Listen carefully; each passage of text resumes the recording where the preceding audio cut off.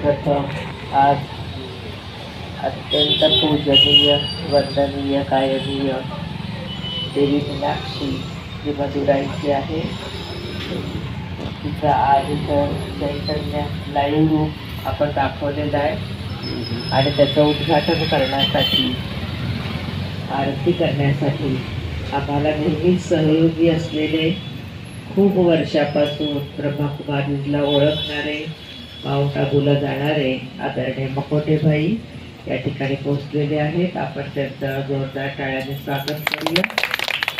त्यांच्याचबरोबर आदरणीय सागर ठाणेकर भाई सुद्धा पोहोचलेले आहेत, त्यांचंही आपण स्वागत करूया.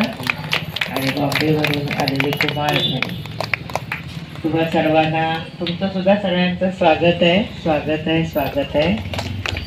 आज या ठिकाणी हा जो लाईव्ह देखावा दाखवलेला आहे त्याच्या मागचा उद्देश आहे की आपला भारत देश एकेकाळी स्वर्णिम भारत होता आणि आज स्वर्णिम भारत असलेला भारत आपण बघतो की बऱ्याच प्रॉब्लेममध्ये आलेला आहे. प्रत्येकाच्या वैयक्तिक जीवनामध्ये सुद्धा अनेक प्रॉब्लेम आहेत आणि त्या प्रॉब्लेममधून फ्री होण्यासाठी व्यक्ती मंदिरामध्ये जात आहे, पूजा अर्चा करत आहे. नवरात्रीमध्ये तर भक्तिभाव ओसंडून वाहत राहतो.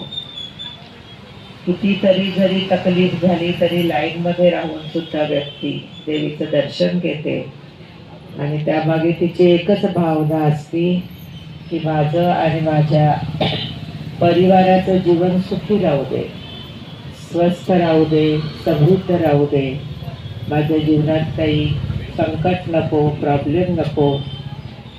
आणि ही भक्ती करत असून सुद्धा प्रॅक्टिकलमध्ये बघितलं तर प्रत्येक व्यक्तीच्या जीवनात स्वास्थ्याचे प्रॉब्लेम आहेत, आर्थिक प्रॉब्लेम आहेत आणि सगळ्यात मोठे संबंधांचे प्रॉब्लेम आलेले आहेत. त्यामुळे घराघरामध्ये आपण बघतो जे सुखाचं वातावरण पाहिजे त्याच्याऐवजी कधी कधी आपल्याला वाटतं घरसुद्धा नको, है ना. मग अशा या परिस्थितीमध्ये कुठं आपण नेमकं चुकत आहोत हे ब्रह्मकुमारी विद्यालय सांगत आहे. आणि ब्रह्मकुमारी विद्यालय हे सांगत आहे की भक्ती करता जरूर करा, पूजा करता जरूर करा, पण अर्थसहित करा. अर्थ न समजून घेतल्यामुळं फक्त आपण रसम रिवाज करत राहतो आणि कर्मामध्ये जी सुधारणा व्हायला पाहिजे, विचारांच्या मध्ये जी सकारात्मकता आली पाहिजे, व्यवहारामध्ये जी मधुरता आली पाहिजे ती येत नाही. आणि म्हणून हे विद्यालय सांगतं की ह्या ज्या जेवढ्या देवी आहेत, मग ती दुर्गा असेल तर दुर्गेचा अर्थ आहे दुर्गुणांचा विनाश करणारी देवता. आंबेचा अर्थ आहे सर्वांच्या मनोकामना पूर्ण करणारी देवता. आणि मीनाक्षी अर्थात मनामध्ये असलेल्या ज्या इच्छा आहेत, अपेक्षा आहेत ती पूर्ण करणारी देवता. आणि या प्रत्येक देवतेमध्ये गुण आहे. संतुष्ट राहणारी ती संतोषी आहे, देणारी लक्ष्मी आहे, हर्षित राहणारी गायत्री आहे, ज्ञानदान करणारी सरस्वती आहे. पण आपण त्यांच्याकडून गुण न घेता केवळ त्यांना नमस्कार करतो, उपवास करतो, गुण घेत नाही.